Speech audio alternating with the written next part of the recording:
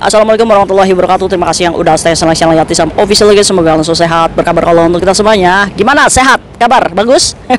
Oke guys, ini mungkin video singkat aja, tapi mungkin ini bermanfaat untuk kita ya guys ya. Berbagi pengalaman dan kisah pekerja migran ini supaya kita membuat kita lebih berhati-hati bekerja di Hong Kong ya guys ya. Karena apa? Karena kita di sini itu ya saling mengingatkan ya guys ya, adalah kewajiban sesama muslim. Kita doakan juga teman kita yang lagi sakit, tentunya Allah sehatkan. Teman kita yang bahagia jangan lupa bersyukur. Teman kita yang masih berkelut dengan hutang piutang, semoga Allah lunaskan. Amin. Oke, hari ini kemarin itu hari Minggu ya guys ya, ada musibah menimpa teman kita, di mana teman kita ini ada di Sam Sui Po ceritanya guys. Dia ini pakai ransel ya guys, pakai pulong. Dia ini ya biasalah libur. Di jam berapa ya? Di jam berapa ya? Di jam 1 ya. Itu kan kebetulan Kaisam itu baru keluar dari rumah kemarin itu. Di jam 1 ada telepon masuk, di mana pekerja migran ini nangis-nangis, histeris ya guys ya. Kaisam itu panik. Kenapa kamu nangis? Kaisam, akhirnya saya mengalami juga. Ya, mengalami apa kamu? Coba ngomongnya pelan-pelan. Jadi ceritanya pekerja migran ini guys di Sam Sui Po pas libur ini hilang dompetnya. Nih, hilang dompetnya guys. Dompetnya hilang cuy.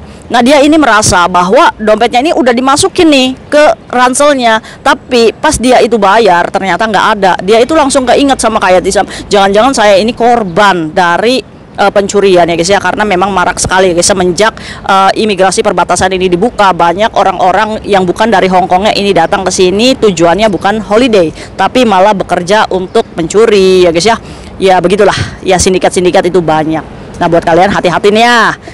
Sekarang Hong Kong itu sudah tidak aman cuy. Nah, akhirnya Kaisam itu karena memang tujuan Kaisam juga mau ke Sam Sui Po, jadi akhirnya Kaisam itu berpikir, oh ini mungkin mbaknya panik histeris karena mungkin belum makan ya. Jadi Kaisam itu ya udah, kamu bisa nggak tunggu kayak Tisam di situ. Kaisam itu memang mau ke sana ya cuy ya. Ya jadi ya nggak ada salahnya ya Kaisam itu ngajak makan dulu. Tadinya seperti itu.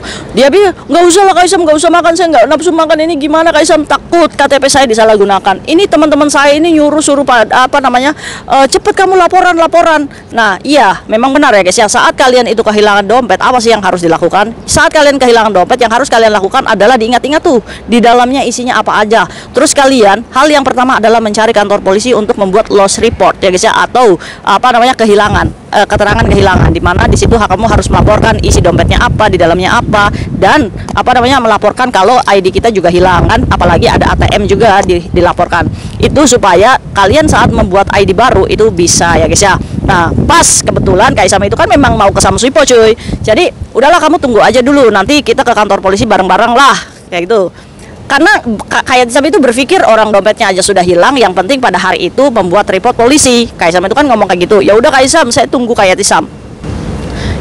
Pas kayak Tisam itu jalan, sudah sepertiga perjalanan, ditelepon lagi. Alhamdulillah kayak Tisam, dompet saya ketemu.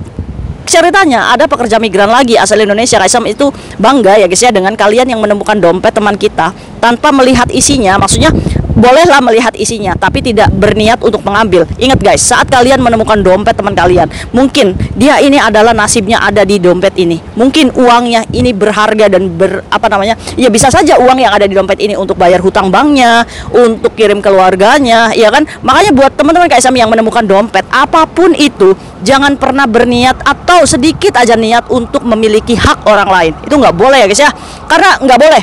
Itu kamu harus takut nih, kalau kita ngambil nih misalkan $100 nih dari dompet ini, bayangin aja gimana kalau misalkan kamu Allah mengambil $1000 dari hidup kamu. Ikhlas saat kalian itu keselepek. Makanya ayo mulai sekarang yang menemukan dompet teman kita, kembalikan seperti pekerja migran di kasus ini ya guys ya. Jadi pas itu ditemui pekerja migran ya guys ya, dan pekerja migran itu nyamperin mbaknya, dikembalikan itu dompet. Kamu tahu nggak kenapa? Karena dia ini di dompetnya ini ada struk pengiriman uang cuy.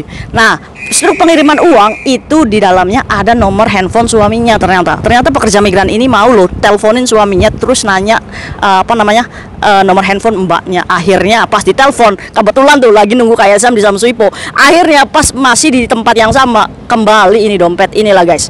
Kalau misalkan yang hilang itu masih milik kita, ya pasti akan kembali kok. Tapi kalau misalkan ini hilang ya udah bukan milik kita, ya wis ikhlas. Berarti itu adalah teguran supaya kita jangan teledor lagi. Ya mungkin Allah lagi ngambil itu yang bukan haknya kita, ya wis, ikhlas aja ya. Nah dari sini nih Kak Sami itu berbagi nih informasi kepada kalian. Ini penting banget cuy. Nah nih buat kita ya. Sekarang ayo kita mulai gimana caranya supaya dompet kita ditemukan orang lain bisa kembali. Caranya gimana? Ayo guys, kita mulai bareng-bareng menuliskan nomor handphone kita yang aktif, terus kita selipkan di dompet kita ya guys ya. Di sini kita selipkan nomor handphone kita, atau kita bisa pakai stiker ya guys ya, ditulis di kertas terus di solasi ban ini pasang nomor handphone kita. Jadi supaya nanti siapapun yang menemukan dompet kita itu bisa dengan mudah menghubungi kita kembali di sini ya guys ya. Nah itu ya guys ya. Ayo guys, kita pakai cara Kaisam seperti itu yuk. Nah ya Kaisam sih berdoa supaya ya jangan hilang gitu ya. Hati-hati buat kalian ya. Pokoknya gitu deh. Ayo kita tulis nomor handphone kita di dompet kita supaya sebagai ciri supaya hilang itu ya bisa nelpon kita dengan mudah ya. Nah kebetulan tuh pekerja migran yang kemarin itu ya masih milik rezekinya ya. Jangan lupa bersyukur ya Mbak ya. Alhamdulillah karena dompet kamu itu kembali, kebetulan uangnya juga baru dikirim ke suaminya. Jadi ya mungkin kalaupun hilang juga nggak terlalu bangkrut banget ya, tapi tetap aja ya cuy, sekarang itu membuat KTP itu ya lumayan 370 kan lumayan ya guys ya. Aduh, buat kalian hati-hati ya guys ya, jaga dokumen kalian baik-baik. Assalamualaikum warahmatullahi wabarakatuh. See you next video guys, bye bye.